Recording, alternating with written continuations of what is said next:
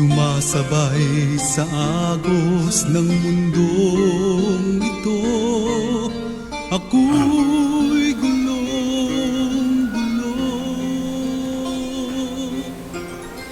Tuburan sa panalangin, kini nga programa gimugna sa East Coast Gospel Mission, alas 6 hangtod alas 6:30 matag adlaw, aron ikaw matabangan nga maangkon ang tinuod nga kalipay, katagbawan ug kasiguruhan sa kinabuhi, ug nga kahatagan sa kasulbaran ang naghingapin nga mga kabalaka, problema, mga pangutana nga sa dugay ng panahon nakahasol pag-ayo kanimo. Busa paminaw ug sa Dios ikaw panalanginan. Maayong buntag sa tanan, dalay ko ng Dios sa oportunidad nga gitugot o gihatag niya kanato nga makahimo kita padayon sa ato nga pagpamalandong sa pulong sa Dios.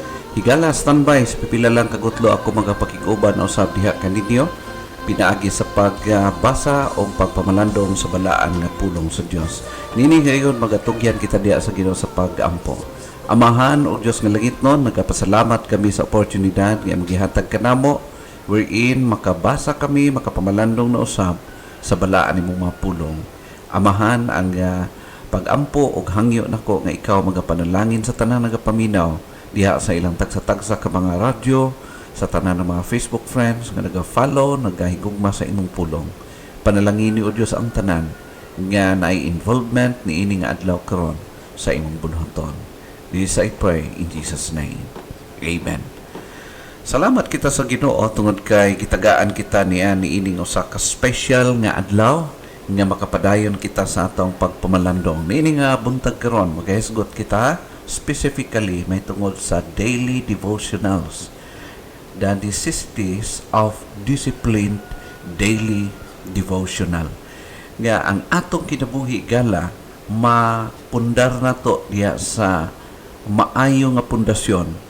Maga-practice kita, magahimo kita sa ato nga daily devotional.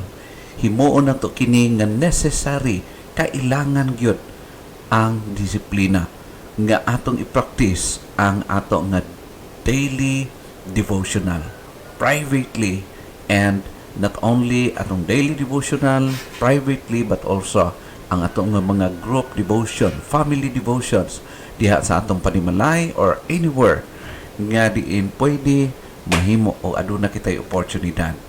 We're now talking about this and padayon na ito ginatun-an nagahisgot ka under developing and improving our devotional life part 4. Okay? Mao kini siya gala. Kung dili na to i-develop, dili na to i-practice, dili na to i-observe kining mga butanga, walay mahitabo, walay maabot kanato. Ang challenge para kanato is we must do it. We must practice it. I-develop, ma-improve ang ato ang personal devotional life or even ang atong family devotions. Atong gyud lig-unon, atong himuon kini, especially this time nga niya kita sa katapusang mga kapanahunan nga grabe gyud ang kahimtangan og dili nato ikalimod nga kung wala ka dili ka lig-on diha sa pagbarog sa Ginoo, sigurado matandog gyud ka niining tanan, no? Necessities of discipline daily devotional is very important because spiritual disciplines and routines which are so needed to maintain and experience personal fellowship or a personal walk with the Lord that will result in the fruit of growth, production, and spiritual change or Christ likeness. Without spiritual discipline, higala dili nato maabot kining mga butanga, dili mag-improve ang atong personal or ang atong spiritual life. In fact, mag-degrade hinoon ang atong kahimtangan. Kung gusto ka nga mahimo nga fruitful ang imong pagkinabuhi gala, we need self-discipline in doing your daily devotion or ang imong participation diha sa buluhaton sa Ginoo.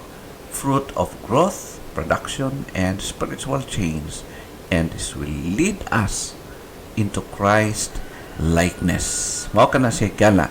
Now, there are some importance or may mga butang na ato makonsider. This daily disciplines is brought out in Scripture by a number of factors. Daghang kay makaplagan nato igala from the Old Testament down to the New Testament.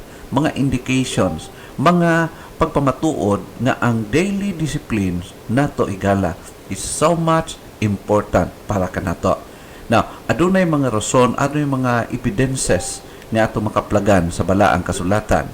Una, there is the repetition of such words such daily, today, night and day in context that stress, prayer, Bible study, meditation, etc. Mao na ato makita igala kung magbasa kita sa Bible, kung mapansin nimo na ay mga word, na ay mga pulong nga ginabalik-balik pagsulti sa Ginoo or sa mga alagad sa Ginoo ang nag-una kanato ang word daily, today, day and night, no?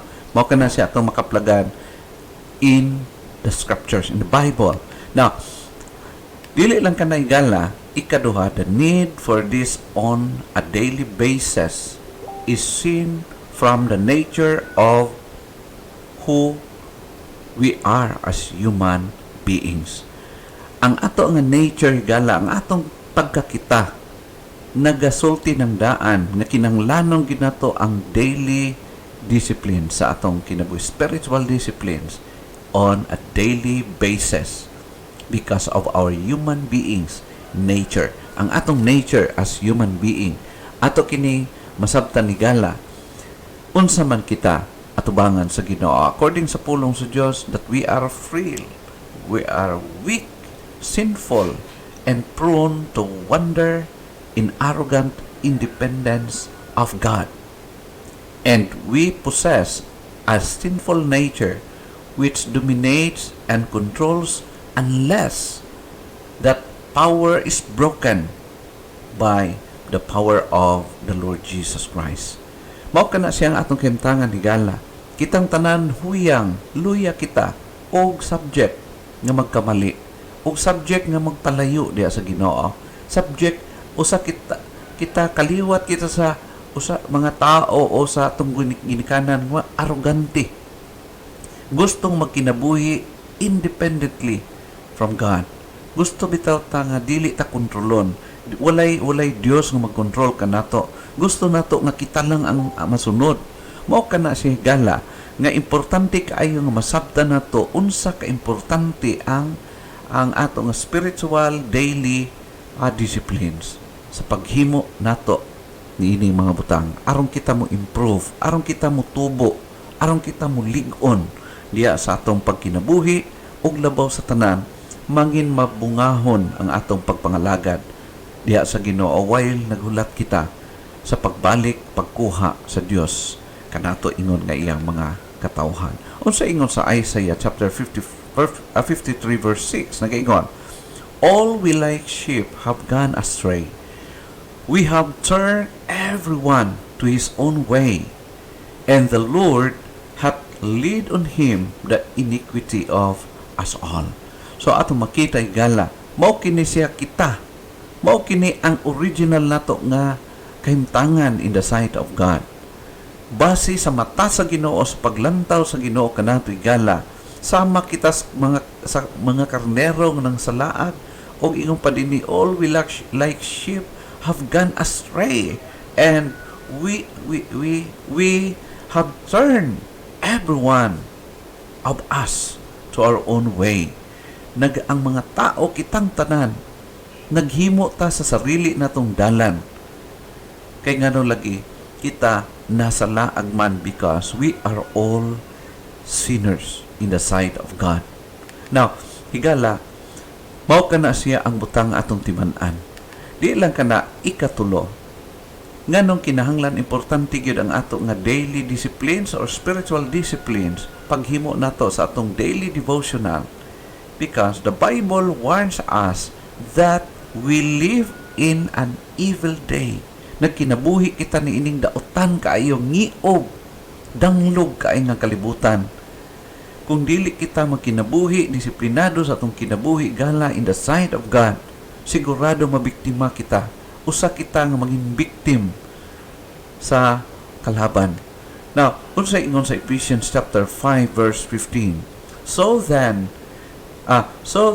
that you walk circumspectly, not as fools, but as wise. In verse 16, redeeming the time, because the days are evil. So ato makita gala kung unsa papaano si Apostol Pablo nagalantaw.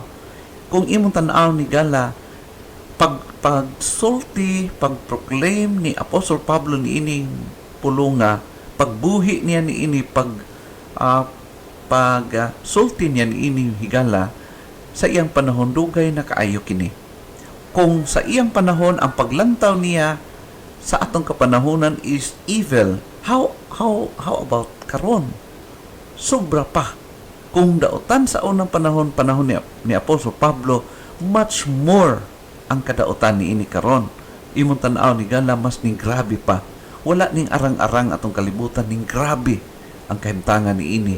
If we are sensitive enough, kung nagatan-aw ikaw sa Bible ni gala, clearly makita nimo kining isulti ni Apostle Pablo, redeeming the time, because the days are evil. Ang atong kapanahunan grabe gyud kadautan. Therefore, dapat wala tay usikan nga panahon sa pagbuhat sa bulaton sa Ginoo. No? Mao kana siya to makita, and that our enemy, the devil, walks about as a roaring lion, seeking whom he may devour. Ang atong kalaban sama siya sa leon nga nagngulob o nagapangita siya matukob day by day. According sa 1 Peter chapter 5 verse 8, mao kini atong mabasa, be sober, be vigilant, because your adversary the devil, as a roaring lion, walking about seeking whom he may devour. This is the picture, illustration sa kalaban sa Diyos, mao ang devil. He is like a roaring lion, 24/7. Nagapangita siya tukbunon. Higala, dili kini joke. Seryoso si Apostle Peter nga naghatag ni ining maong illustration. Naghatag ni ining maong paghulagway kung unsa ang atong panahonan karon. The devil is like a roaring lion, seeking whom he may devour. At it might be, kung dili ka careful, higala, dili ka disiplinado sa imong spiritual life, wala ka nagahimo sa imong personal devotion, family devotion, sigurado nga usa ka na tukbon sa kalaban. Therefore, make it sincere diya sa imong kasing. Be sincere and be serious sa imong pagkinabuhi, pag-alagad sa Ginoo. Ang pulong seeking whom he may devour, nag-imply siya that the devil does his best to divide and fragment the thinking of God's people. No? Dili man literally nga usapon kas leon sa devil, but ang target sa devil, ang himuon niya, pag mabictimize kaniya, mabhimo kaniyang victim, he does his best to divide and fragment the thinking of God's people. Iyahang bungkagon ang imong pangunahuna. Instead, mahimo ka nga godly nga person, magubaon niya ka na ang imong pagkagadli aron nga mawala ka tenor sa imong pagpanglagad sa Ginoo. He tries to get people confused as to who they are and why they are here. No? Libugon ka, i-confuse ka, lipaton ka sa devil aron nga makalimot ka kung nganong niya ka sa kalibutan. Hinumdumon nato'y gala nga wala, dili ka aksidente. Ang pagpili sa Diyos kanimo, ang pagluwas sa Diyos kanimo, dili ka na accident. Well planned ka na sa Ginoo. Giplano sa Ginoo nga ikaw maluwas aron nga ikaw magamit diya sa iyong bulhaton, mag-alaga diya sa Ginoo. And the devil is always trying to give confusion diya sa imong kising-kasing aron makalimot ka sa imong purpose nganong naa ka. And he gets them preoccupied with other things. Himuon niya ang tao na busy kaayo, preoccupied. Walay time. No time to read their Bibles. No time to pray. No time to attend services in the church. Walay panahon, busy kayo. Saka na yan pag may time, no? Higala sultian ko ikaw. Ang kabisi na to di gina mahuman. Ang atong kadaghan sa mga trabaho di gina mahuman. Mamatay na lang ta di gina mahuman. Always busy. Kaya nga naman mao ka na ang gi-implant sa devil sa atong pangunahuna. Time is gold, di ba? Ang atong unahuna is time is gold in a worldly sense. Busa dili usikan. Sayang ang kung magsimba ka, kung mag-serve ka kay God, wala kay produkto. Wala kay success maabot ni ana. Impractical ang pagsigig sunod sa Ginoo. Mao ka na ang the way mag-think ang mga tao sa kalibutan ni Gala. And that's the idea nga ang kalaban, the devil, nagmalampuson. Gihimo ikaw nga preoccupied sa imong mga trabaho. He wants them to be independent, to think like the world thinks, to think like the natural man thinks, in the futility of his mind. Gusto niya nga magkinabuhi ka nga ikaw lang, di na ka magsalig sa Ginoo, maghuna-huna ka nga kaya ra nimo ang kinabuhi without God. Now, sultian ko ikaw higala, it is a very, very serious matter. O kung mao kini ang nasa imong nahuna nga usik ang panahon para sa Ginoo. No? Usik ang panahon kung musimba ka, usik ang panahon mo serve ka kay God, usik ang panahon magbasa kag Bible, usik ang panahon pag magpray pa ka, na kana igala, biktima ka na, nga ang imong hunahuna dili na kana hunahuna nga makalipay diha sa Ginoo. He keeps people away from serious involvement with the Word of God in order to keep the relationship with God's Word super special and secondary. No? Now, ang target sa kalaban, sige, pagpamembro ka simbahan, pag-participate, pag-apel diha, palista, pero ayaw lang apel, ayaw lang participate, simba-simba lang panagsagot. So, kabalo kay Gala, mao ka na siya ang nature na gusto sa devil, may tabo sa imong kinabuhi. Gusto niya nga dili ka maging serious, dili ka mag-involve sa buluhaton sa Ginoo, dili ka mo participate aron nga mahurot na lang imong kinabuhi, mahurot lang imong panahon, imong mga tuig, bulan o sinima na dining kalibutan nang wa kay nahimo para sa kaymayaan sa Ginoo. Ayaw palipat higala. Mao kana siya ang primary nga strategy sa devil nga i-frozen kaniya, dili ka maging effective, di ka mahimong galabiton para sa buluhaton ni sa Ginoo o sa ingon. Pag magbalampuson ang devil diha sa imong kinabuhi, may tabo nga wala kay produkto, wala kay maabot, mamatay na lang ka higala, wala kay nahimo, wala ka nakapangalagad sa Ginoo. It is a very, very sincere and serious matter to consider. Mao kana sa higala. Now, di lang kana, ang New Testament also, ang New Testament scriptures also highlights our need. Kung imong tanaw ni Gala, some passages use the present tense of continuous action in the verbs that exhort believers to watchfulness. Other use the imperative, which carries an element of urgency because of the ever-present danger of our enemies. No? Di lang watchfulness and urgency. Daghan kay tag mabasa sa New Testament. And altogether, this strongly stresses that Christians must be on alert, even watching carefully how they are walking and handling life each moment of each day. Gusto sa Diyos, kung imong tanawon in the New Testament, nagagamit pulong being watchful, watchfulness, urgency, or watchful or watching carefully nga ang iyang kinabuhi magkinabuhi siya, i-handle niya ang life, i-manage ang life, matag adlaw nga mapuslanon.